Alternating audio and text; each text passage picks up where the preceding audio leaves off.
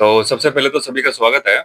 और आज जो हमारे माननीय पुलिस महानिदेशक हरियाणा द्वारा एक 5 नवंबर से 20 नवंबर के दौरान ऑपरेशन ट्रैक डाउन चलाया था, तो उनके मार्गदर्शन में ये हमारा जो कल है ये संपूर्ण हुआ है।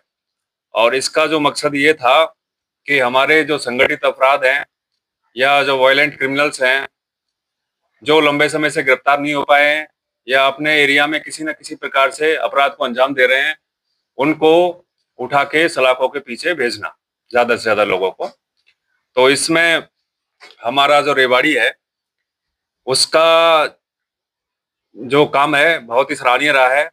और इस अवधि के दौरान हमने 45 तो वायलेंट क्रिमिनल्स जो काफी लंबे समय से गिरफ्तार पुलिस की पकड़ से दूर थे और गिरफ्तार नहीं हो पाए थे, उनको हमने गिरफ्तार करके सलाखों के पीछे भेजा है। जिसमें 6 आरोपी ऐसे हैं जो संगठित अपराध हैं उससे जुड़े हुए थे। बाकी इस दौरान हमने इसके अतिरिक्त 134 आरोपियों को किसी न किसी अपराध में गिरफ्तार करके सलाखों के पीछे भेजा है। इसके अलावा हमने 25 आदतन अपराधी हैं, उनकी हिस्ट्री शीट ओपन की गई है। एक अपराधी था जो जिसके खिलाफ अनेक मुकदमे दर्ज थे, उसकी हमने जमानत है वो भी कैंसिल करवाई है।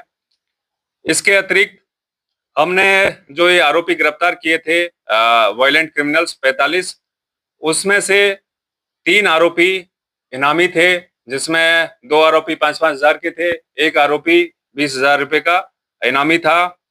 इसके अतिरिक्त हमने अवैध जो हथियार हैं जो लोग रखते हैं और उससे उसका उपयोग करके अपराधों को अंजाम देते हैं, उनके खिलाफ भी हमने कड़ा एक्शन लिया है। और इस दौरान हमने 15 मुकदमे अवैध हथियार रखने वालों के खिलाफ आर्म्स एक्ट के तहत दर्ज किए हैं, जिसमें 18 लोगों को हमने गिरफ्तार किया है। 7 देसी कट्टे, 6 देसी पिस्टल, एक गन, 15 राउंड, 2 मैगजीन हमने बरामद किए हैं और उन्हें हमें गिरफ्तार करके हमने सलाखों के पीछे भेजा है। इसके अतिरिक्त हमने एनडीपीएस जो है नशा है उसके खिलाफ भी हमने इस दौरान कार्रवाई की, जिसमें हमने 2 मुकदमे दर्ज किए और 6 आरोपी को हमने गिरफ्तार करके हमने इसमें चिट्टा और गांजा है वो भी एक अच्छी अमाउंट में बरामद किए हैं। सर, अभी आपने कहा कि जो ऑपरेशन क्रैकडाउन चला है, इसके अंदर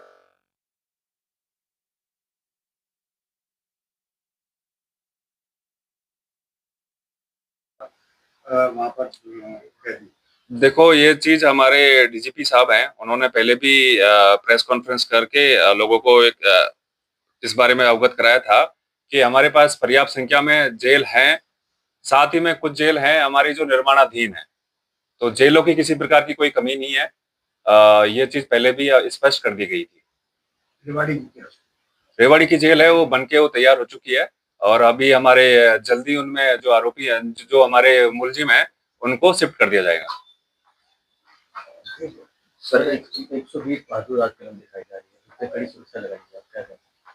जी देखो, उसको लेके हमारा जो रेवाड़ी पुलिस है पूरी तरह से सतर्क है, विजिल है और हम उस पे वो क्लोज वॉच रखे हुए हैं और किसी प्रकार की कोई कानून व्यवस्था ना बिगड़े इसके लिए हमने पर्याप्त संख्या में पुलिस बल है वो तैनात किए गए हैं। साइबर सेल और हमारे जो सुरक्षा एजेंट है उनके माध्यम से भी हम निगरानी रखे हुए हैं। दर्शकों को क्या कहेंगे सर? दर्शकों से मेरी यही अपील है कि किसी प्रकार से कानून व्यवस्था को खराब ना करें और पुलिस और आमजन का सहयोग करें कानून व्यवस्था बनाए रखने में। सर, क्रैकडाउन ऑपरेशन के दौरान रेवाड़ी जिला में कितने अपराधी थे, जिसमें आपने कुछ को अरेस्ट कर लिया, कितने बाकी? जी देखो, हमारे थाने वाइज जो डीजीपी साहब की तरफ से थाने वाइज हमारे सभी एसएचओ को टारगेट दिए गए थे कि अपने अपने इलाके में जो भी वायलेंस क्रिमिनल्स हैं उनकी पहचान करें, जो किसी न किसी प्रकार से अपराधों को अंजाम देते हैं, कानून व्यवस्था को खराब करते हैं। तो उस हिसाब से हमने एक डेटाबेस तैयार किया था और उसके आधार पर हमने जितने भी हमारे जो टारगेट्स थे उनको ऑलमोस्ट हमने अचीव कर लिया है। सर, अवैध हथियार आ रहे हैं, उनकी चैन जो है उसको तोड़ देते हैं। उसके सोर्स पे तो बेसिकली मैं आपको ये बताना चाहूंगा, आर्म्स एक्ट में हम जो भी गिरफ्तारी करते हैं या एनडीपीएस में जो भी हमारी जो मुकदमे दर्ज होते हैं, हम उसमें प्रयास करते हैं कि सोर्स तक जाएं। तो हमारा जो भी मुकदमा दर्ज होता है उसमें हम लास्ट तक सोर्स तक जाते हैं। के लिए तो मेरा मेरा यही कहना है कि नशे के लिए हमने रेवाड़ी में एक नशा मुक्ति टीम का गठन भी किया गया था और वो हमारी टीम बखूबी से अपना काम भी कर रही है।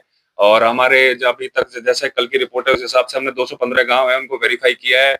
उसमें हमारे 100 से अधिक लोग हैं जो एडिक्ट्स मिले हैं या फिर नशा करने की मतलब शुरुआत कर रहे हैं, तो उनके हमने काउंसलिंग के माध्यम से या फिर कोई उनको ट्रीटमेंट की जरूरत है तो ओपीडी में नशा मुक्ति केंद्र में ओपीडी के माध्यम से उनको दवाई दिलवाई है। ये काम हमारी पुलिस के द्वारा लगातार जारी है और आगे भी जारी रहेगा। सर इस रेवाड़ी के अंदर जगह जगह अपोलो होटल या कैफे वगैरह खुल रहे हैं, उसमें युवा ज्यादा उनकी संख्या बढ़ चुकी है। देखो उसपे वो होटल खोलना ये कोई अपराध नहीं है। यदि उसमें किसी प्रकार की कोई अवैध गतिविधि चलती है तो उस पे हम लगातार कार्रवाई करते हैं। आपके संज्ञान में भी है, हमने बैक टू बैक हमने जब भी हमारे पास ऐसी कोई सूचना आती है तो उनके खिलाफ कार्रवाई करते हैं। इसके साथ ऑपरेशन ट्रैक डाउन चलाना बहुत अच्छी एक मुहिम थी। और जो जैसे जो अजनबी लोग हैं या जो किराएदारों की वेरिफिकेशन का कार्य काफी दिनों से लंबित है, थानों में शिकायतें ही नहीं पहुंचती, उनकी सूचनाएं नहीं पहुंचती, क्या कहेंगे ऐसे मालिकों को जो ऐसी जो अवांछित तत्व हैं?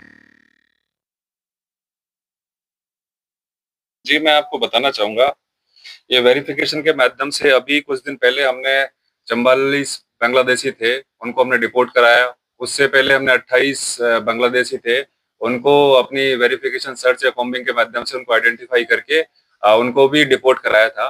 तो वेरिफिकेशन के जो आदेश हैं 163 जो बीएनएसएस के आदेश हैं डीसी साहब के माध्यम से अभी दोबारा उनको रिन्यू किया गया है।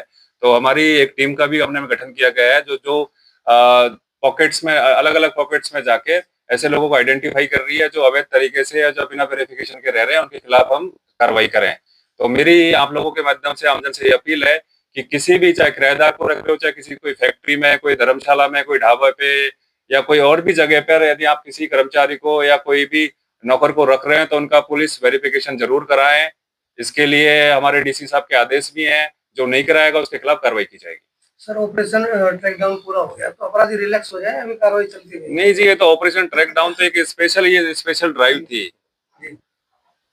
अभी चोरों को पकड़ना, अपराधियों को पकड़ना ये पुलिस का काम है और ये लगातार जारी रहता है।